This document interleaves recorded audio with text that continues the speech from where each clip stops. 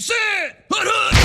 Welcome to the Dynasty Nerds Fantasy Football Podcast, where we discuss dynasty strategy, rankings, and all things NFL. So get ready to geek out on fantasy football with your host, Rich Dotson. And welcome to the Dynasty Nerds Fantasy Football Podcast. I'm your host, Rich Dotson, here with my fellow nerds, Matt O'Hara. Hey. And Garrett Price. How's it going? It's going well. We're separated at the current moment, doing a little remote Dynasty Nerds podcast. But hey, we'll get through it, right?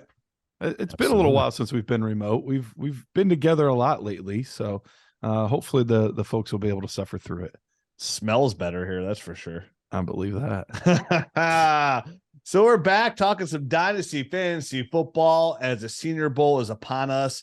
It's going down there. You sure get a ton of coverage everywhere you see there. Our own Dan Toomey's down there as well, covering the Senior Bowl. So we'll talk a little about that next week before the show, or maybe even a week after that. We'll see. Because we're currently in our AFC buys and sells. Next week, we'll do the NFC buys and sells. On this show, the free show, we're going to do AFC buys. And then Nerd Herd show, not only will we be giving away 2 spots into the coveted Nerd Herd 4.0 Superflex Tight End Premium Dynasty League, we'll be talking about some AFC sells as well. So before we get into our favorite buys, I got to tell you about our friends at Prize Picks. Prize Picks is right now going on pre-Super Bowl. But you know, if you just look at football, Prize Picks have so much more to offer, from NFL, college, NBA, college basketball, Major League Baseball, soccer, MMA, and more. They're the #1 legal way for player props. 2 to 5 players, over-unders, their projections. You can win up to 10 times your entry. You go to 6, you win 25 times your entry. It's just you versus those projected numbers. It's that simple. And what Prize Picks does is give you opportunity to use your knowledge and get in there with multiple sports and say, hey, this player will or will not do this when it comes to a statistical standpoint. And if you use a promo code NERDS, they're going to match your deposit up to 100%. But here's the big thing that we've been doing the last couple of weeks. 2 weeks ago, we gave 2 people $200. Last week, we gave 3 people $300. And this week, we're giving 1 person $500. That's right. On our Twitter, you're going to see today when you're listening to this podcast. If not, go back and look at our Dynasty Nerds tweets. All you got to do is go on there and show 1 prop that you put on there, one bet that you put on there, and we're going to pick 1 winner and we're going to give them $500. We've already given away $1,400, and for the Super Bowl next week, we're going to be giving away a much larger grand prize. So all you got to do is get on Prize Pick, use that promo code NERDS. I mean, all I have to do is you just got to put some $20 action on there, and you have a chance to win $500. Screenshot that, put it on the Twitter. Just like we had the last couple of weeks, we'll pick 1 person to get $500. The only catch is you've had to use the promo code NERDS to sign up with Prize Picks. If you do that, you are eligible to win the $500 prize. We will pick a winner before next week's podcast, and then tune in, because if you don't win this week, still get in there and sign up with Prize Picks for that promo code, because we're be giving away a 4-figure prize next week. That's right, 4 figures. That's a lot of action. I can't win. I'm not eligible, but you are. So get on there. Nerds, promo code NERDS, Prize Picks. It's so much fun. I use it all the time. All right, you guys ready to get into this show? Let's do it. Yes. All right. So as we get in here, we're talking about some buys. We're talking about some sells, which is Dynasty Fantasy Football. And we'll do this a couple more times throughout the year, before the NFL season. We always talk about some good buys. Everything changes. When the NFL free agency comes around, we'll do a big show on that. That changes some things. But, that's what we're constantly searching here. That's Dynasty Fantasy Football in a nutshell. And that's what we focus on here at Dynasty Nerds. Definitely if you're new to listen to us, we're getting really close to breaking down the rookies, right? Like we're going to give you a very in-depth analysis on every single rookie, where we study these rookies film in the Dynasty Nerds film room, where you can get hundreds and hundreds of hours of all 22 tape on these rookies. And, to me, for Dynasty Fantasy Football, it's a 3 easy process to expand your dominance in your league. It's the information you need is who to buy, who to sell, and who to draft. And that's what we try to focus on, right? Like those are we're looking for. We're looking for buy windows, we're looking for sell windows, and we're looking for people to draft onto our dynasty team forever. And today's show, we're going to focus on some buys. And the next show, we're going to focus on some sells. We're going to go AFC. And I'm going to kick it off because I'm already talking and I do enough of that already. So these guys need to pipe down. So let me go right into my first buy, and then I'd like to hear what you guys think about it, and we'll go from there.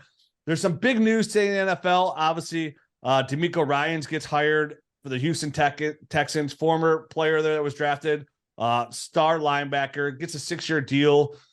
Very good defensive coordinator for the San Francisco 49ers. Good leadership is front of him here, so we'll see if he can help turn that Texans team around and get that locker room all for one for all. And they have a lot of draft picks to do it. But then Sean Payton goes to the Denver Broncos. They trade a first and a second, get a third back, and they get Sean Payton. So they're giving up 3 firsts, 3 seconds for Russell Wilson and Sean Payton. And they just signed Russell Wilson to this long extension. And we know Russell Wilson did not have a good 22. We've been poo-poo on him, right? Like, I mean, it smells better in here. And it probably smells better than Russell Wilson's house because it's been real stinky over there lately. And I don't even want to participate walking through that front door because I don't know what I'm going to walk myself into. But right now, guys, I'm going to say Russell Wilson is a buy in Dynasty Fantasy Football. And, obviously in Superflex, everybody's a buy. But when you look at Russell Wilson, you look at a couple things. You're looking at a guy who's got longevity at the position because they signed him to such a huge contract. So you're getting 3 years of Russell Wilson no matter what. And 3 years of any player in Dynasty, that's such a long time because if you look at your Dynasty rosters 3 years ago, they're so drastically different, not only yours, but across your league and your league mates as well. Mm-hmm. So that's a really good run alone.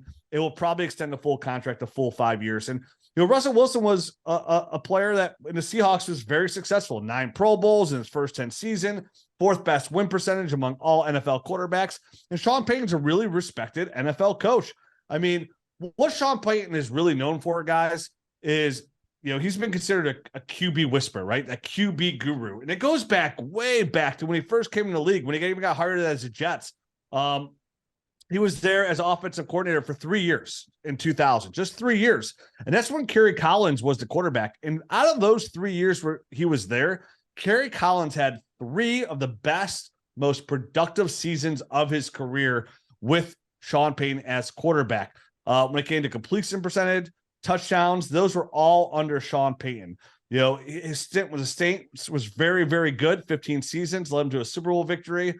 He was also the offensive coordinator when Bill Parcells was in Dallas, the Dallas Cowboys, and he's the one that really helped Tony Romo get ready in the NFL there right before he left the transition to become a good quarterback. And he went on to be a star quarterback. And then, of course, you have Drew Brees. When he goes to the Saints, him and Drew Brees arrived at the Saints in 2006. And the one thing with Sean Payton, I'm going to say a lot of people think like, well, yeah, he just had Sean Payton.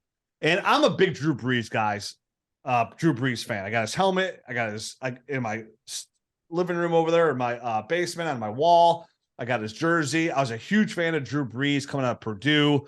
I drafted him his rookie year in our Dynasty League as well when he came out. I was just a really big Drew Brees fan. Led me be a Chargers fan as well because of Drew Brees. But, when Drew Brees was in LA or San Diego at the time, he wasn't a star quarterback. I mean, right. So much so where they had the draft, they traded up to get Phillip Rivers. It wasn't until his very last season and he looked okay, but still he was just okay at that point. Obviously, that last game of his career in San Diego, he tore his labrum, goes to the New Orleans with Sean Payton. And of course, the rest is history. But Payton's had a really good rapport with quarterbacks and really finding out what they do and what they do well. He's already been on national television saying what he could do to help Russell Wilson. He stated that, he wants to use his strengths, accentuate them to the fullest. And that's what Sean Payton does and what his offense does, because he runs that West Coast offense. And what Sean Payton likes to do is he likes to find what's the best thing that his players can do. He has that defense. It's a horizontal defense, quick passing game, very methodical. And he likes to get the ball pushed downfield. And that's where Russ Wilson excels, right? Like pushing that ball downfield. We saw it there in Seattle. Not as much over the middle. We saw Drew Brees strive a lot over the middle, not as much Russ Wilson. But Sean Payton's really good at adapting to what he has. We saw it with Taysom Hill. We saw it with Drew Brees and all his offenses. And what he'll do is he'll use a lot of different personnel groupings to kind of figure out that defense, to see where they stand, and then he starts to pick them apart to find that success. It's why he's had so much success in the NFL. He did with Drew Brees. Obviously, Russell Wilson's not a tall quarterback as well, but going back to 2019, Sean Payton's offense led the NFL, averaging 10.53 different personnel packages per game. That's according to Next Gen Stats. So that's what he likes to do. Get a feel for the game, come out there and see what does well. We know Russell Wilson was banged up last year as well, so that helped the cause. We saw Jerry Jeudy take a step forward. They have Cortland Sutton. They got Javonte Williams back. Maybe they they got Greg Dulcich as well, who looks really good. Tim Patrick, a very solid third receiver. So Russell Wilson has the weapons around him to succeed. And last year, he left a very bad taste in every dynasty owner's mouth, right? It's not a good place to be when you look as bad as Russell Wilson did. And that's going to create some kind of a dip in dynasty. Now, does this Sean Payton sign-in increase Russell Wilson's value in some people's eyes? Probably for most. But it can also, Matt, though, look as like a scapegoat, right? Like for people to get out from Russell Wilson, like, oh man, this Payton news is the perfect thing I need. The window's open. I'm about to put the pie on the windowsill because who's going to be the first one to come get a nibble? And, and I'm just saying I'm coming to get a nibble. And I've never been a Russell Wilson fan whatsoever, but I really like, all that bad. We have to see regression here with Russell Wilson. So he went from being almost unbuyable and untradeable to I'm starting off right now in Superflex League. I'm offering a first and a second to see if that can get that deal done because all quarterbacks are coveted. And right now we have a quarterback that might be in a very good position to finish as a quarterback 1 next year or possibly a high-end QB2, which is still a top 30 overall player. Yeah, and obviously there are a few things that you mentioned in there that are all good things for Russell Wilson. The things that I like the most, are the fact that he's going from a first-time head coach that really just looked like he was in over his head from basically day one to a guy that's been there, done that. He's going to have a plan. He knows how defenses are, in the NFL operate and try to attack offenses, and he'll have a plan to especially for a guy that's let's say a similar size to a Russell Wilson. He's been there and done that. He knows how to get those kind of guys on the move if necessary, or lanes to throw the ball. So I think all that is going to be good for Russell Wilson. So going from a guy that more or less was just in and over his head in Nathaniel Hackett to Sean Payton, I think is huge for him. I think the value is going up, and I don't think it's where it was before. So I think this is still a good buying opportunity for Russell Wilson. But the longer I think you wait, the closer we get to the season, the more hype there's probably going to be around this entire offense. That price is just going to keep climbing. So you're going to want to get in now. I know it stinks kind of the day after you hear this kind of stuff, putting out an offer, because it's going to obviously pique the interest of the owner. But I think, like you said, the window might have just opened for somebody that sat through a whole year of kind of seeing the bad Russ, and it might have just opened enough for them to go, yeah, I'm ready to get a little bit of a return, but just in case this thing crashes and burns, in case he is completely washed up. So there might be buying opportunities. Obviously, it's going to change. It's going to be league to league on this one, because there's going to be some people that are just like, hey, no, that was a 1-year fluke. I'm not going to give, I'm not going to give any sort of discount on Russ. He's going into a sweet situation now, and his value in my eyes is completely restored. There are going to be some people that think like that, but if the person in your league does not think like that, I think it's a great opportunity to at least try it either way and see if it's a person that thinks, I just want to get out from underneath this guy, because I do think he's going to have a bounce back type of season. Yeah, I'm fully in support of this too. This was a player that I had as a buy when we were talking about players that we were buying mid-season. I think he was one of the sleeper buy or sells of the week for me. And it was simply because we look at somebody's track record, and Russell Wilson's track record has been phenomenal. I mean, we're talking about a guy that is a perennial QB1, a guy that's even been, top 5 multiple times over the course of his career. He should be in basically the prime of his career, towards the end of his prime, but the prime of his career right now. There's still time left. And you mentioned the contract, which I think that's the biggest thing of all of this. Even if they wanted to get out, there's no way out from this for the Broncos. They have to make this work. And I think that's why they brought in Peyton, because it's not like, okay, we can just hit the reset button again. No, we're committed to this for a while. So we have to figure out a way to make this work. And Sean Payton was the best guy. I'm staring at the numbers right now. $107 million of dead money next year, $85 million of dead money the year after, and $49 million of dead money the year after that. So it doesn't like flip and become a savings until 2026 really is when they can save a substantial amount of money by getting rid of him. So they're in it for the long haul here with Russ. He's not going anywhere. Yep, absolutely. We've seen in history these coaches get traded where they found success and take their teams to the Super Bowl, with Bruce Arians, Bill Parcells, John Gruden. So, Payne's a good coach. He's got a track record of being a really good coach and, getting things done. What's the most you guys would pay for Russell Wilson in a Superflex league right now? I mean, I liked your suggestion of a first and a second. I don't know that that's going to get it done everywhere. I think if somebody pushed it and wanted a second, I would feel okay doing that as well, like a first and 2 seconds. Two firsts, I think, is probably what like the most likely price is going to be for him. And I would hesitate, but probably do it still. Yeah, I would do it for sure. They would need to be in the later part of the first. But if it was like, all right, you give me 1.8 and 110, and I'll give you Russell Wilson, I would do that all day.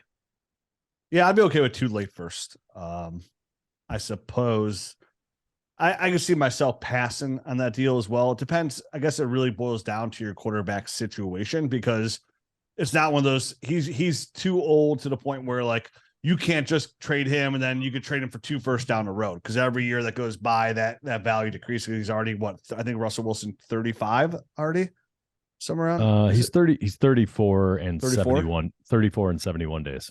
So yeah, so he'll be 35 going next year. So that window is not as long as well. As long it's not as long of a career path as you would hope for a quarterback. So 2 firsts for me, I'd have to be in that championship caliber window and need him to succeed. And that's what a quarterback does, though. The quarterback is a player that can give you such a massive influx of fantasy points, over 300 points. And Russell Wilson's the kind of player with the weapons around him. Big boost to Jerry Jeudy, big boost to Cortland Sutton as well. And of course, Greg Dulcich. Matt, you got us an AFC bye in your pocket that you think the listeners would, salivate over? Yeah, absolutely. I mean, I'm going to go from one established coach to another very established coach here. And I'm going to kick it over to Kansas City with Kadarius Toney as my AFC bye here. And the rationale, obviously, super young guy. Loved the tape coming out. Just super fast, super quick, able to separate, in very small areas, which I loved. And him being a former first round pick is another big kind of reason. I know it didn't work out there with the Giants, and obviously he wasn't as healthy as you'd want coming over to Kansas City. But when he was on the field, I think he showed some nice explosiveness. And the thing that I see in him is he's the closest thing on this team to a Tyreek Hill. You know what I mean? He's the only guy that can fill that void for Andy Reid. Mecole Hardman was a nice, he's a nice story. He's a fast player. He's just not the same kind of quick twitch athlete that Tyreek Hill. Really, no one is. But Kadarius Toney offers, I think, a similar skill set that Andy Reid's going to be able to exploit. And we saw it in little glimpses. Obviously it wasn't. We never saw a lot out of him. He only had 10 catches on 14 targets. But in that small amount of sample size, he did score 2 touchdowns. So we know that Andy Reid has got some stuff in the back of his mind that's been brewing on how he can use this guy. It's going to be a matter of Kadarius Toney getting healthy, having a full off season, and kind of getting in the program. And I think we're going to see some nice stuff as long as he can stay healthy, which has obviously been his biggest issue. The hamstring issues and all these little soft tissue issues have been kind of his thing. But if he gets it figured out, it's gonna be pretty scary what Andy Reid can do with this guy. And you add that to the fact that Mecole Hardman and Juju Smith are both free agents this offseason, and both could be out the door in free agency. It would really just leave Marquez Valdez-Scantling, who's he's a deep threat. He's a throw it long every once in a while type of guy. Kadarius Toney and Sky Moore. And Sky Moore is a nice player. We like his upside as well. I think out of those two guys, Kadarius Toney is still the much more explosive athlete. And Marquez Valdez-Scantling, not even guaranteed to be on this roster, by the way. When you look at his contract, he's counting $11 million against the cap, and he's only got $4 million of dead money. So it's not like they're married to Marquez Valdez-Scantling either. If they're not liking what they see with him, over the course of the season, they don't like that contract, they can get out from underneath that thing. And it might just be a Kadarius Toney, Sky Moore, and whomever they bring in the offseason. So that's kind of where I'm seeing this. And right now it's not a big investment. If you can get him right now, I looked on the trade finder, a lot of 2nd round draft picks, a lot of just kind of throw in package stuff that had Kadarius Toney just kind of looked like as an add-in piece. I think the time now is ripe to kind of get a guy like this. And if it was an early 2nd round draft pick in the 2023 draft, I would hesitate a little bit. And I don't know that I would make that deal. But if it's a late 2nd round draft pick in the 2023 draft, I'm making that deal all day, because chances of there being this kind of explosive athlete on in this Andy Reid offense with Patrick Mahomes there is, for the long haul, the guy's only 24 years old. He could be there for the next 6-7 years pretty easily. I'm gonna take that gamble and use a late 2nd round or mid to late 2nd round draft pick on a guy like Kadarius Toney. Yeah, I'm totally with that. I think Kadarius Toney is a special athlete, and sometimes you have to take gambles, right? I like to play it close to the vest. I like to play it safe with a lot of the stars, the guys that I am investing a lot in. But if it's somebody that I'm not investing a lot in, I don't really care that much about the safety. I care about the upside. And could that absolutely blow up in your face and he has 4 catches the rest of his career because he could never stay healthy and he has problems fitting in and, all that kind of stuff? Sure, that's a very real possibility. But is there a chance that he could even become 75% of what Tyreek Hill has been? If he's 75% of what Tyreek Hill has been, you're going to be thrilled giving up a mid to late 2nd. So yeah, I would totally do that. Yeah, mid to late 2nd's not a bad investment for the upside you get, but it's a risk. It is a risk. His attitude's terrible. I mean, his attitude from what I hear is like me coming home at 3 a.m. after a night with my boys. My wife's up waiting for me. Like it's not a happy situation sometimes. So for me, Kadarius Toney, yes, does it come with the risk? But yeah, you're still going out. You're still going to have a good time, right? You're going to deal with that when you get home. So for a late 2nd, I'm all in for it. If it's an early 2nd, I'd have a little hesitant because, there's some really good players at the top of the 2nd that offer some upside as well. Definitely if you need a tight end, like these tight ends are really starting to as I'm looking more at the tight ends when I'm supposed to start studying these quarterbacks. I just keep, Luke Musgraves is at the Senior Bowl, Dalton Kincaid, Michael Mayer, Darnell Washington, and there's more names on the list I haven't been able to get into that I've heard good things through the grapevines through people I trust. So very excited about that. But Kadarius Toney, like Matt said, as of right now, as it stands going into 2023, for what we know and what's going to be on this roster, the upside's through the roof. If you could put together and say, listen, man, Kadarius, I also see Kadarius Toney be like, I want that 2nd big contract. This is it. Like I got 2 more years. I gotta put my feet down and go forward with it. Then yeah, he's gonna put up some really big numbers in that offense. And we see what Travis Kelce can do. Travis Kelce's getting closer to 40 than he is 30 at this point. So I know he looks unstoppable. He might be. you're looking for that number one receiver still in this offense for Pat Mahomes. He's such a wizard. So I love the buy, and I love to see if I can get him for a mid-second. Cool. That means I'm up, right? You're up, man. I'm up. All right. This is probably going to be, I have 2 buys. This one is probably the deepest of all the buys that we're going to be talking about. But also the least expensive of all the ones we're talking about. And that guy is Khalil Shakir from the Buffalo Bills. This started for me back in the Devy days, watching him play as a sophomore at Boise State, pushing 1,000 yards in his sophomore campaign, looked really good. Was always just making these highlight reel catches that you were just like, man, that was an awesome catch. That was incredible. Great concentration, blah, blah, blah. Got banged up as a junior coming out of Boise. But his senior year put up nearly 1,200 yards, looked fantastic. Another guy that was kind of, my guy as far as like the receivers, and, the late round receivers, you're not going to hit on all of them, right? First, it was Darius Slayton for me, moderate hit. Then I had, who's the dude from Rhode Island that I totally whiffed on? Whoever it was, he total whiff. Then Amon-Ra St. Brown, total hit. That one was great, and now we got Khalil Shakir, was my guy last year. And one of the things I liked, because I was nervous, they didn't use him a ton during the year. He had some games here and there, but no more than a catch or two. And on the season, he ended up with 10 catches on the regular season. So wasn't a fantastic regular season. A little disappointed. They get to the playoffs, and all of a sudden, they're looking for this guy. They're throwing him. They give him in the Miami game. They give him 5 targets.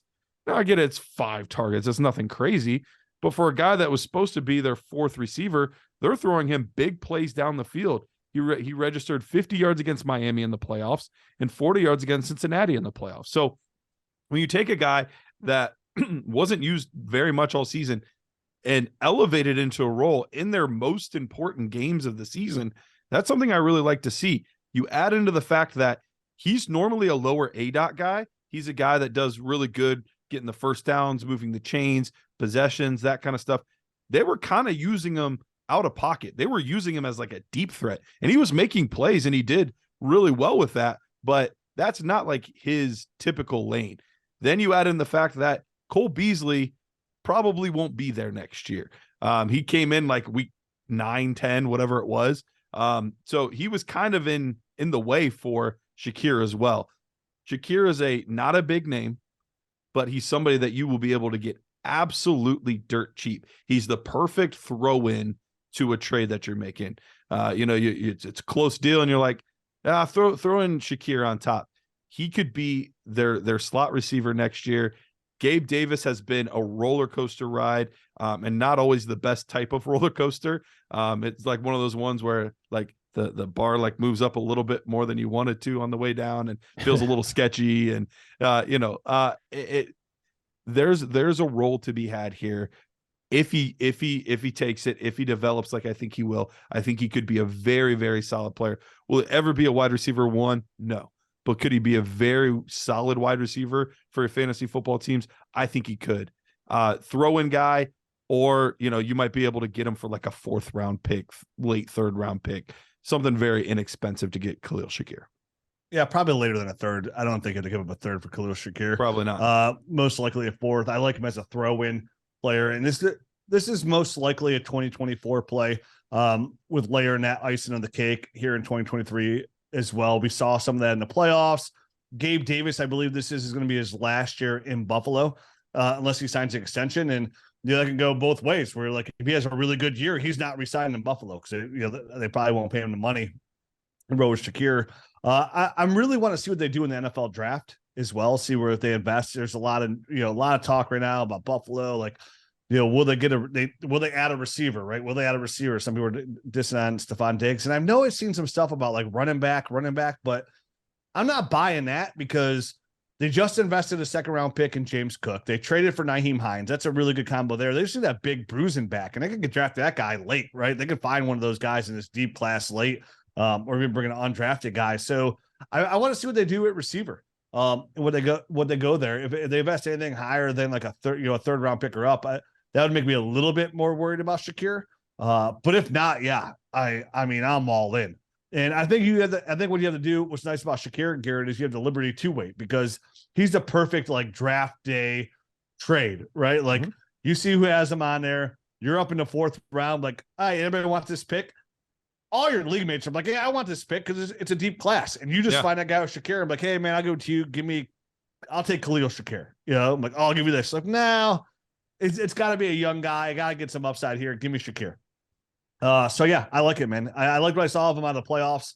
And his tape was good enough for me coming out where I have no problem investing like this minimum of an investment to see if I can get any return on it, even as my wide receiver 4 in the 4th round. I'm totally okay with that. Definitely if a guy like Gabe Davis goes down, or God forbid, Stephon Diggs does, and he gets elevated into a much bigger role, then you're talking probably mid-range wide receiver 2 production with Josh Allen there.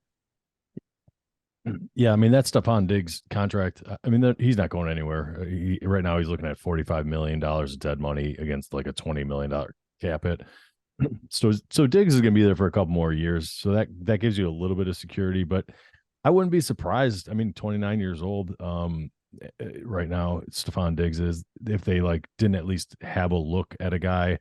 I don't know if they're going to use a high draft pick on a guy like that or not, you know, kind of get out ahead of the Stephon Diggs replacement. So I mean, I like the Shakir buy. I do think he's like a worthwhile guy. I liked his tape. I didn't like it as much as you, Garrett, but I think he showed in the playoffs a little bit more than I thought he had. I thought he was kind of more of a slot guy, and that was all he was going to be at the NFL level. But I think they're using him downfield and stuff like that in the playoffs, and hopefully that kind of role grows, you know, almost into a Gabe Davis type of role, and Gabe can kind of take his inconsistencies elsewhere, right? And then, you know, then they're eventually looking at him as a wide receiver too, and then the Stephon Diggs kind of replacement can come naturally in the next couple of years. And the wide receiver 2 in this offense is valuable. That's, you know, you get him now, you get him on the cheap.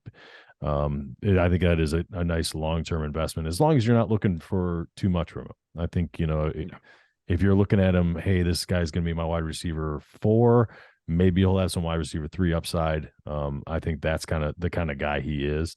Yep. So if you can get him cheap, I think it's a great buy. All right, Richard, moving on. So before we get to our next guy, I got to tell you guys about a new partnership of ours. You've heard about them before. We've talked about them before, but you know, the more that I go to this website and the more that I use it, the more excited I got about what they have to offer and how it's such a perfect fit for what I love to do. And the more I got to know the owner, Alex, the more dude, this is just too good not to be a long-term relationship. And that's what we just starting this week over at FFPC. I know you heard of them. We've done the FFPC playoff challenge here many times on the show. We've advertised them, but that's all we've really talked about the FFPC is the playoff challenge and some orphans before a couple of years ago. And we decided, hey, let's get into a long-term relationship here with FFPC. Let's go steady. You know, let's fall in love slowly. And that's what we're doing. So what is FFPC? It's a hosting site, right? Where you can go play Dynasty fantasy football and so many other different ways to play fantasy. But, you know, a site that launched in 2010, my favorite statistic about FFPC is since 2010, they have never had a Dynasty league fold, ever. And the biggest thing I want to sell on FFPC here to start and let everybody know is that is such a huge, huge selling point, because in today's day and age, as we see the game of Dynasty grow, too many people get into Dynasty leagues, love to do the startup draft, and then their team doesn't win. They go all in, they sell their future draft capital, and they get out, right? And then if you can't sell the team, the league could fold. It's bad news to have these people come in and come out. I mean, this is not pornography. So we want to be here for the long term and be able to have that security of Dynasty fantasy football. And that's what FFPC offers. And you can't put a price tag on that. So they have leagues from $77 to $2,500. That's what they have, right? And what they can give you is that security. And right now, what I love what's going on, and I've been on there a lot looking at, is their orphans. So, whether it be people are coming or going for all different kinds of things, whether it be jobs, families, or whatnot, these leagues put their teams up for sale. And a lot of times they're at discounted prices. So all you got to go to myffpc.com to go look at their available orphans. Right now, if you use the promo code NERDS, you're going to save $25 off of any league. If it's a $70 league, a $2,500 league, you're going to save $25. And you can usually get these at a reduced price. And what's nice about a lot of these orphans is they have a significant amount of rookie draft picks. And when you go on there, you can see what every team has, all their draft picks, everything on this orphan site. And it's first come, first serve, right? So like there's new leagues popping up. The good ones go like that. I know because I saw a league and I was like, man, this team is it. I'm going to come here later today. I'm going to buy this team. It was an $1,100 team. And I loved it. I love their draft picks. I love the Superflex. There's a RotoViz Superflex Triflex League. I'm like, I'm going to get this team. I'm going to come back a little bit later. I went back 2 hours later to go buy the team. Gone forever. Oh, I was so mad. They had 1-3, 1-7, a good roster. I'm like, this is good value. It wasn't even a discounted team, but I was willing to pay the full price. So go on there, check them out. Taking over an orphan mirrors the best real life football, right? You get in there, you rebuild it to your liking, make some trades, and dominate. Check them out, myffpc.com. Use that promo code NERDS. You're going to save $25 on your new Dynasty team. Now, my next buy is probably a pretty common buy. Doing research and trying to get some statistics, you come across a lot. I've seen multiple other people say out there, go buy this player, but I think I said when we were talking about this player, Diontae Johnson, like a month or so ago, Garrett, I think you and I were talking about, I was like on a podcast, I was like, is Diontae Johnson like one of the best values in Dynasty right now? And you're like, probably. And looking into him, he still got the youth. He was wide receiver 8 overall in 2021, right? That was the year he averaged 17.2 points per game. And then negative regression happened in 22. Where he finished as wide receiver 41 and only averaged 10.8 points per game, but he's still only 26 years old. He's probably one of the premier route runners in the league right now. Last year was just a bad situation with a rookie quarterback, a bad offensive line. You had Mitch Trubisky coming there at times. So, the biggest stat you have with Diontae Johnson is the guy didn't score any touchdowns. The closest he came was the very last week 18 versus the Browns. He went down at the half-yard line, and he got so close. So his 844 receiving yards, if you just add a couple more touchdowns, say you give him 5 touchdowns, which is pretty average, right? Like he did that before. I think he had 7 in 22. He's a top 30 receiver just with those bad stats alone. And you got to expect that this offense is going to be better in 23. They have to get the offensive line better to protect their rookie quarterback. They got Najee Harris. They got George Pickens, who'd be going to year 2. You got Diontae Johnson. They'll probably draft the receiver because that's what they do. And they got Pat Freiermuth. I expect this offense to get significantly better. Diontae Johnson, when you look at all these analytic metrics about, getting open, Diontae Johnson ranks at the top. He's in the top 7 when it comes to getting open, when it comes to those metrics. When you're looking at Buddy making the big catches, Diontae Johnson can do that. And I know they have George Pickens there as well who can do that. But Johnson, who averaged 5.6 receptions and 51.88 yards in 2022, that's nothing where he did in 21. I mean, he averaged 7 catches for 72 yards in that game.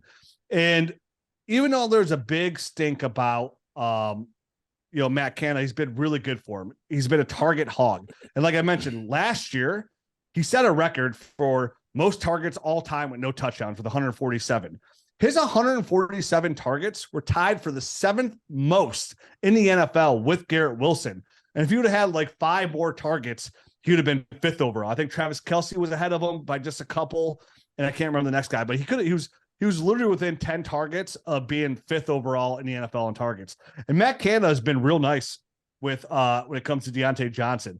So Matt Canada so far is giving him target counts of 144, 169, and then of course last year 147. So with Matt Canada coming back and still calling plays there, this is somebody that you could count on still seeing a heavy target share with a quarterback who's going to go into his second year of the NFL, which usually we see these quarterbacks take a step forward.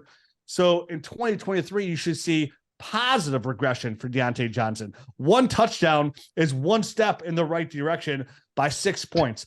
I expect Diontae Johnson to get back to that 5 to 6 touchdown range and get back to that high-end wide receiver 2 category, where a lot of people in your dynasty league are going to be focused on George Pickens, and rightfully so. He showed us a lot last year. But if you're looking for, when I look at players that I want to target in dynasty and I look for long-term success over time, I'm looking for the best route runners in the NFL. Guys that can get open by themselves, the guys that don't need to be schemed open. It doesn't matter who the defensive back is. Those are the players I want. It's why Jerry Jeudy took a big step forward this year, and Sean Payton should be a big help for him. It's why we love Devontae Smith so much coming out of Alabama that year. And people were talking about we were crazy. We had him higher than Jamar Chase. And yes, that was a mistake, having him higher than Jamar Chase. But even when Devontae Smith was down, we were still building him back up. And he prized us with the top 8 overall finish in PPR. And Diontae Johnson is that kind of receiver, a very savvy route runner that knows how to get open. And players like him for the next 3 to 4 years will consistently find success because they're going to see the target share and then produce. And I think it was just one of those bad years, kind of like what we talked about with Russell Wilson. And it's on us as dynasty owners to find that window to capitalize. If I could get Diontae Johnson for a high second, I'd be all over that. If my receiving core was needy, I'd have no problem giving a late first for Diontae Johnson as well. I bought him for a late first last year when he was doing that so good. I have zero regrets because I do look for that bounce back year. I think he's a great buy low candidate. He's 26, still not even entering his prime yet. With what we just need to see a little bit more out of Kenny Pickett, and then he should be in a good position. So Diontae Johnson, I think, is a fantastic buy in your dynasty leagues right now. And it might not even take a first to get him, a couple seconds, or maybe there's a player that you want to offload that can get you DJ in return. Yeah, and you look at his contract a little bit. He's probably tied to them this year. So the dead money is around 19 million. His cap hit's at 16. So I do anticipate him staying for at least this year there in Pittsburgh. I wasn't sure about the Matt Canada. Have they made like an official announcement that he was staying? Okay. Yeah. So that's good. That's good news because I do think he likes Diontae Johnson and knows his value. So this is probably a good time to use the George Pickens hype to go ahead and get the other guy on the team. I do like that as a strategy because Diontae Johnson is likely to match his numbers, if not better, George Pickens' numbers next year, and you could definitely get him cheaper than you can Pickens right now. So that makes him a very nice value. And he just don't expect too much. He's not going to be a wide receiver 1. He's going to be a mid-tier wide receiver 2 type of guy, I think. And that's kind of where he's at right now. But at 26 years old, at that kind of value where you're just giving up like a mid-second, I think that's pretty decent. And you're getting a lot of bang for your buck there. You're getting consistency too. He's going to be getting a lot of targets. Like you said, this year was pretty weird that he just didn't get any touchdowns. I do think he'll have a bounce back year just from respect and some sort of normalization. Even if it's 3 or 4, that's a boost, and that'll get you up the overall rankings at the end of the season as well. So I think that's, he's a nice player. Absolutely. Yeah. The mid-tier wide receiver 2 is a championship caliber player. You'll hear some players in your leagues like, oh, he's a wide receiver 2. That's a championship caliber player. That's the kind of player you can build around, especially if you can slide Diontae Johnson into your wide receiver 3 slot. It's even better. But listen, there's only 12 wide receiver 1s out there. So if you get your hands on a couple wide receiver 2s and you build the right team around them, that's a championship caliber player. I am with you as long as I'm giving up the second. I would be a tad bit nervous on the first, not because I don't believe in Diontae Johnson as the player. It's the offense that I'm not sold on. Kenny Pickett didn't do anything to wow me this year. That offensive line is still pretty rough. Hopefully they're able to do some things in the offseason to fix that, or at least get it to closer to average as opposed to just abysmal. But I think as long as I can give the second, I think the target share and that type of thing will be enough to make it worthwhile. I just think this offense caps his ceiling to where I don't know, we talked about him being, wide receiver 8 in 2021. I just don't know that we're ever going to see the wide receiver 1 range again, unless there's some like drastic change for him, either being on a new team or a drastic change for the Steelers. So I'm in for a second. I'm not in for a first. Yes, I like the late first because I like the upside of the production there. Again, I'm with you, Gary. I'd love to get the high second if possible, because you're not getting him for a late second. That's just out the window. No. Let's get a couple seconds. But the Steelers are in a good position to kind of do all the things we want them to do. They have a rookie running back. They have a rookie wide receiver. Their wide receiver 2 is a rookie. So they have no money tied up in that offense. Pat Freiermuth is still on a rookie deal. So that's the best position for an NFL team to have these rookie quarterbacks to start building their offense and team into a more juggernaut before they have to pay that quarterback. So I do feel confident that the GM in Pittsburgh should be able to put a team together to make them look better offensively, knowing that if the team's going to go anywhere, it's going to have to be on Kenny Pickett's shoulders, or if not, use Najee Harris even more. But all of those both means beefing up that offensive line and making it better. So you have to expect the Steelers to go into this offseason looking to do just that, because the defense was already good. So they have to beef off the offensive line because they don't have a lot of holes elsewhere on that offense. Maybe like I said, draft another receiver. So I think this is the time to buy. And I feel the same way about Kenny Pickett and Superflex. When you see these Superflex startups, Kenny Pickett's going so late. It's crazy when you get these young quarterbacks that late. That's such a great value. Getting him. And same thing with Najee Harris. Najee Harris saw a dip. I think this whole offense right now is a value in Pittsburgh outside of George Pickens, because George Pickens, with all the hype that he's got in the community, he's probably a little bit too rich for my blood. And I love George Pickens, love him to death, but he's probably a little bit too rich. I think the real value in Pittsburgh is everything outside of George Pickens, and that's Diontae Johnson, Najee Harris, and Kenny Pickett. Matt, where are you with your number 2? Russell Wilson's house is what it smells like selection. So, the first one I kind of went a high upside type of guy, with probably a little bit more cost associated with him. This one's going to be a little bit cheaper and I think a little bit more steady Eddie. And I'm going to go back to the old Robert Woods one last time.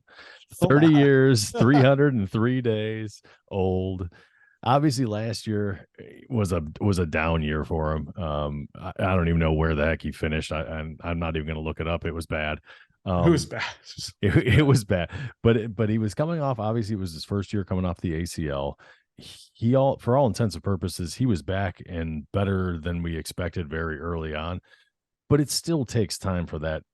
For that full recovery from an injury like that, especially at an advanced age like 30, everything takes a little bit longer to get normalized.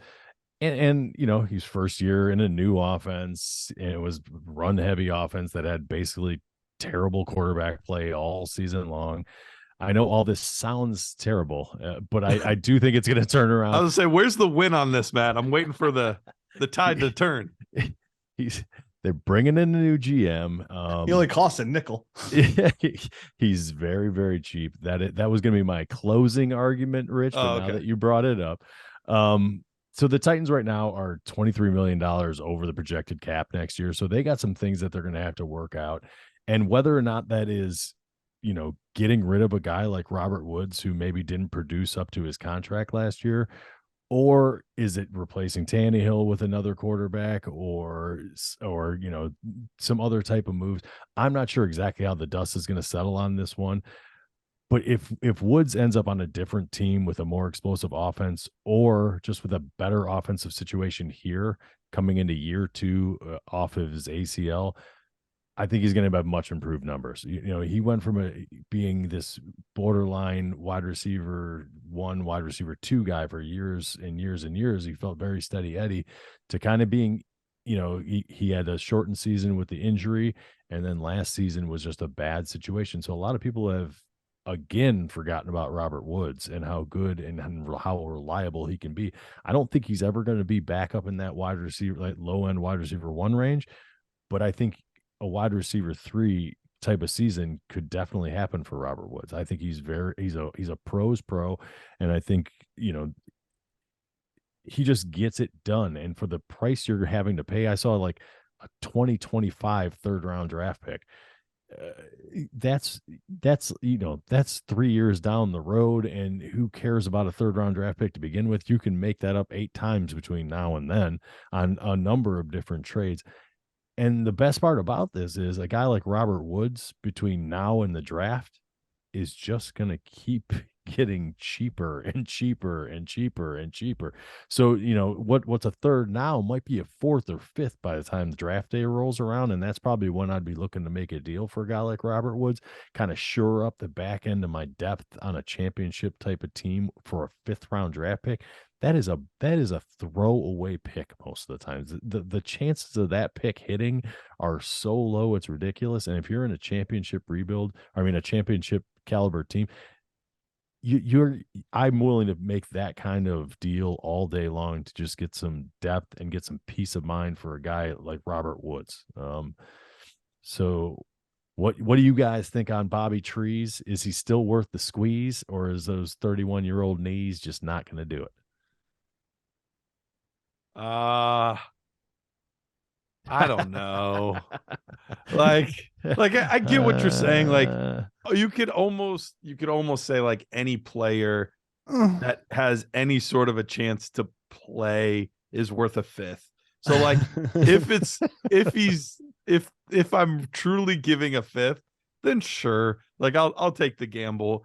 I just have a hard time seeing him in any sort of relevant role anywhere where I would ever feel good about starting him. Like, he feels at this point borderline roster clogger. So like, what if they cut him? He ends up on Dallas, for instance, somewhere like that. Somebody Sure. likes to throw the heck out of the ball. But what if they cut him and he ends up in Baltimore? Well, that's not a better situation, but it's not worse than he was already in. And what if Baltimore cuts Lamar Jackson? And he'll be 1 year removed. He'll be 1 year further from that knee injury. I think he'll be a better player than he was last year. And he had like 600 yards. It wasn't like he had 200 yards. He had like 585 yards or something like that. If it's a 5th, sure. If it's any more than that, probably no. You're in a rue today that you didn't make this move, my friend. I would easily give up a 5th round pick for Robert Woods. Easily. That would even be a no-brainer. If you have Robert Woods and you want my 5th round pick, you're in a league with me, please send it over.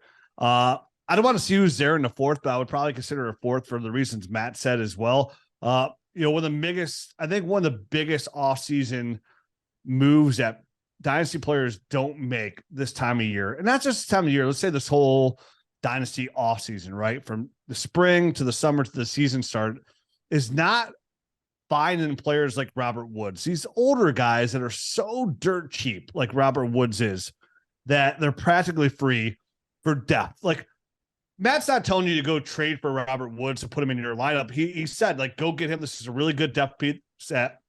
In the right situation, like we mentioned, like a guy like Stephon Diggs goes down. In the right situation, you come in and be a solid NFL receiver and give you wide receiver 3 numbers. Maybe in the right situation, high-end wide receiver 2 numbers. Definitely if he stays in Tennessee with Treylon Burks and they don't bring anybody else in. But acquiring players like that for free and just acquiring that depth, it's such a crucial move for your championship caliber teams, because that depth only gets super expensive as the season goes along. And as you try to acquire it, people know that, hey, they're trying to acquire it, that they got the draft capital on their mind. And that 4th round pick is instantly a 3rd round pick. And if he's doing anything whatsoever, it could be a late second, because they're like, hey, it's a late second. They know where you stand as it is. We're in the offseason, they're not looking at late second, mid-second. They're just looking at draft picks, right? That's what's on their mind, draft picks. And acquiring those older running backs that give you a chance, those tight ends, like the Zach Ertz is another great trade target right now, who I think would be a great buy, is Zach Ertz. But we're doing that next week, man. Yeah, it's NFC. So we'll talk about that's my buy. Sneak peek. But Robert Woods, to have a guy like that depth, a player that if given the opportunity will produce for your team, a year removed from the ACL. We constantly see these guys come back from ACL and they have that regression where they're not put up the numbers they usually do. It usually takes another year after that to come back to full form. I think Robert Woods is the perfect player to add to your roster for dirt cheap, just for that depth. And like you said, roster clogger, Garrett, if you're giving up that kind of draft capital for him, say it's a fourth, and something happens with your dynasty roster and you had to cut bait on Robert Woods and you give him a fourth, it's not end of the world. No matter what you do when you give him a fourth, it's not end of the world. So to me, it's like gaining a free insurance policy. You know, like, hey, I'm going to give you this insurance policy for 12 months. If you get in an accident, we might be here, we might not. But, you know, hey, that's, you know, we'll see how it works out. That's a terrible insurance company. I know. It could be, but it could be great. You get an accident, and all of a sudden they're giving you a bell with your name on it called the Dynasty League champion. You know, like, oh wow, I didn't even know I signed up for this super sweet insurance, right? It's like, what's that insurance company, like the general.com or whatever it is, they're still around, you know, like I don't even know if they're a real insurance company, but I think a lot of people get them because they got those commercials. Somebody's got to pay for the animation. So I don't know what you get for it. You know, you might have a $25,000 deductible on your $8,000 car, but so be it. So I actually like to buy Matt because I like that strategy in general. I mean, you can use Robert Woods as kind of like the bold title of the book, but like that player in general fits so many leagues. And I know I've done it a ton of times. Matt, I've seen you do it a ton of times, right? Like when Julio Jones is washed, I got Julio Jones when he was still on the Falcons for like a 4th round pick. Has he done me any service probably since then? No, but it was that juice was worth the squeeze. So I think on Robert Woods' knees, that juice is worth the squeeze. So give me a cup, please. Nice way to extend the rhyme. Garrett, you're up. All for right. the last but not least. Oh, this sucks. This is terrible. It's the least. A guy that is kind of like Robert Woods, where he always seems to end up on the buy list. This player always seems to end up on my buy list every year, whether it's on a YouTube video or in here. That's J.K. Dobbins. All I heard this offseason from tons of people was, yeah, bro, but did you see him run? Yeah, he doesn't look right. And granted, he does not look 100%. I'm not even sure he looks 85%. But you know what he did do? He still put up 5.7 yards per rush, not being fully healthy. He still was scoring touchdowns. He was still putting up 100-yard games while not fully healthy. And the shocking part to me is I've done a little bit of market research. I even asked tonight for some people to send me recent startups that they've done. I looked at other ones that I had seen even before tonight. I've seen 9 startups, okay? 9 startups from people that are active on Dynasty Twitter. Some of them are even analyst leagues, all kinds of different. 6 of those leagues, Dameon Pierce is going ahead of J.K. Dobbins. And in fact, the current I ADP, threw it in my mouth. I'm sorry. The current ADP on Sleeper has Dameon Pierce ahead of J.K. Dobbins. We're talking about a 2nd-round running back that has proven that he can be a legitimate asset. Yes, he had the one big injury, and that's the other thing I keep hearing is, well, he's injury prone. No, he had one big injury that needed cleaned up. That's it. That's the only injury. Other than that, he's been fine. And I get it. He missed a ton of time with that injury, and that's frustrating. And it's easy for people to just want to be done and write a player off. But look, somebody told me, they're like, yeah, he's injury prone. I was like, man, then you must have not enjoyed having Saquon or CMC or Jonathan Taylor, or like so many, like these running backs get injured. That's what they do. It's part of the game. So if I can be getting J.K. Dobbins straight up for Dameon Pierce, if I can get J.K. Dobbins for a late 1st or multiple seconds or whatever ridiculousness people are doing right now, then absolutely give me J.K. Dobbins all day long. Dude, he's not injury prone. And I've seen a lot of this hate too. And then you try to defend him like, oh, there's that Ohio State bias. Like, I don't understand. Like, I don't know where that comes from, just because, like, you know, I live there. I don't have, I watch them all the time. Doesn't mean I'm I have some Browns bias, yes, but I don't have Ohio State bias. And if you look at all our rookie rankings, you would kind of overall see that in the long run. But you're right. I mean, this is a fantastic runner. When you watch his tape, he's so dynamic. Came back at, he decided to take a little bit rest, what's best for him, and get that knee cleaned up because he's looking out for what's best for him, which is great because you wanted to have that longer career anyways as a dynasty owner. You should be very happy he did that and to mess up his knee up more. And then what did he do?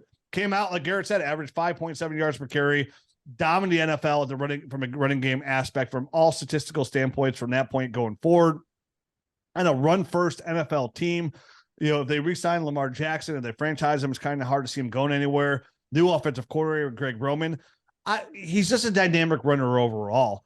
And you still see a lot of hate on J.K. Dobbins, and I'm buying him anywhere you get. If you're in league with me, when you have J.K. Dobbins, send him on over. I'm still buying. I have a ton of shares. I've been buying now for 2 years. I think he's an absolutely dynamic running back that gives you that high-end running back 2 upside with running back 1 potential. And what I like about J.K. Dobbins as well, Garrett, is we saw some people well, I don't know if he catches the ball. We saw a huge uptick in his receiving game when he came back after getting that knee cleaned up too. I think he had 26 receptions, somewhere around there. I'm trying to get these off the top of my head, or he caught 14 to 26 targets, somewhere along those lines. I don't have those numbers in front of me, but we saw an uptick in his passing game, and that was something he didn't do a ton of. So as Lamar Jackson plays, definitely stays in Baltimore, they have to find avenues to protect him. And definitely they signed him to this huge contract. He can't keep running because this is what happens. He's going to get hurt. He's going to get hurt for longer periods of time. It's going to cost the Ravens a chance to go out there and win the playoffs. So they're going to have to open up the pass game. They're going to have to open up the run game, and J.K. Dobbins should benefit from that. Still super young player, a dynamic runner.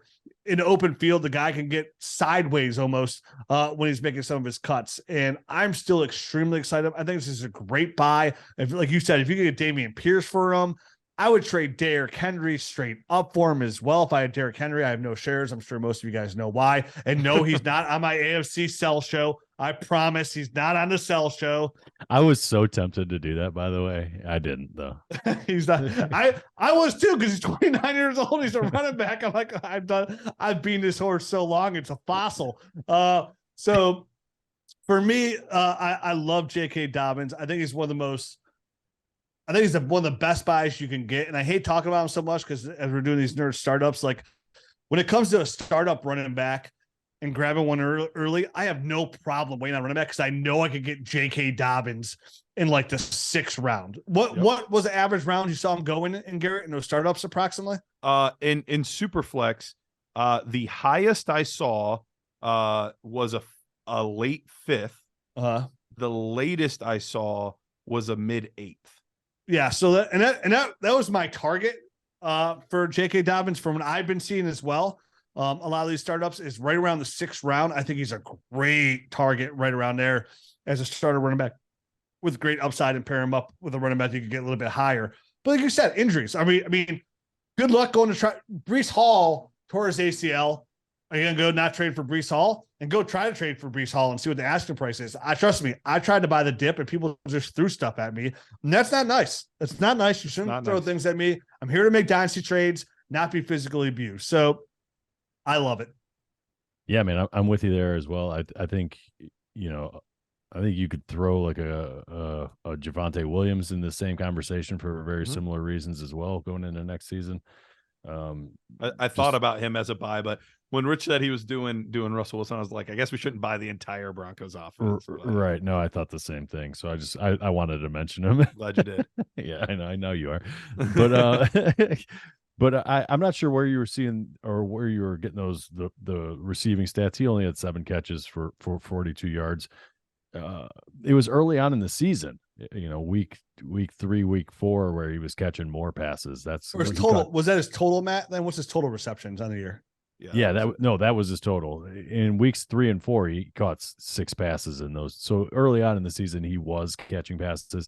Later on in the season, it didn't look like he was really getting it done there. He was getting it done on the ground, though, like crazy. He did catch 4 or 5, including a receiving touchdown in the playoff game, though. So how many total receptions did he have? Including playoffs? Yes. He had 12. So half of what I said. But we know he's capable, and they're bringing in a whole new offense. They're out there kind of scouring all sorts of different offensive coordinators to bring in a replacement for what's his name, that Greg Roman that they've had for kind of years and years. That was a very stale, very run first, run heavy type of offense, and I think they're going to be casting a wider net here, and maybe they will be getting more people involved in the passing game. And J.K. Dobbins is more than capable of catching passes, so hopefully he gets more involved in that aspect, because if he's got another 6 months to get healthy and he gets near that 100% mark, he's going to crush next year, because he's a fantastic running back. So yeah, I really love this as a buy. Way too early bold prediction. Oh, here it is. Write it down. J.K. Dobbins outscores Javonte Williams in PPR leagues next year. Well, he's got the upper hand. He's already come back and gotten that kind of first run with the knee out of the way. Don't dampen my bold prediction. All right. I don't need excuses. It's just let's call that one a semi-bold prediction. Bold, not in bold letters. Italics prediction. Italics prediction. My italics prediction. J.K. Dobbins outproduces Javonte Williams. Put that on YouTube. Save it. Mark it. January 31st, 2023. I can't wait to be right. Pat myself on the back now. Italic Pat. So that's it, Nerd Herd. We'll be back next week with our NFC sells. We'll do our NFC buys on a Nerd Herd show. What is the Nerd Herd show? If you're new to listen, we do 2 shows. One that we do every week, comes out every week. It's free. We're here to talk Dynasty. But then we have our Nerd Herd, which you can see behind me, the Nerd Herd, which is get you really dope tools, right? Like the Dynasty GM, the Trade Analyzer, the Trade Finder, the League Analyzer, the Dynasty Nerds Film Room, the Dynasty Nerds Nerd Score. So much we offer for the Nerd Herd for the price of a cup of coffee a month. And you get so many tools right now. You can dive into that Dynasty Nerds Film Room. And what you also get is that bonus podcast, which is really clutch also during the rookie season. So not only do you get the Dynasty Nerds Film Room to watch all the tape on these rookies, then you get the extra podcast. So we do cover so many rookies, we have to cover half of the rookies on the Nerd Herd. So you only get half of the information that we're out to give. And I think if you take all of our rookie analysis over the last 9 years and you compare it to the community and you compare it to, honestly, a lot of the NFL scouts, our hit rate is got to be up there. If not number one, like it's up there. That's how confident I am in our rookie analysis and what we get, where a lot of people go right, we'll go left. And sometimes people laugh, but we're usually the last ones laughing. I know that sounds a little cocky, but that's okay. Yeah, that's all right. Got to be a little proud of your work sometimes.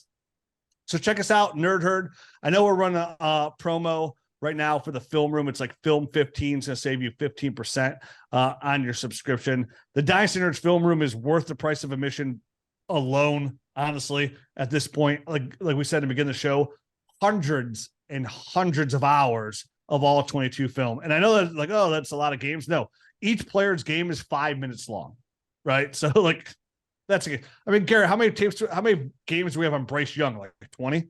Oh yeah, we have an absolutely ridiculous amount.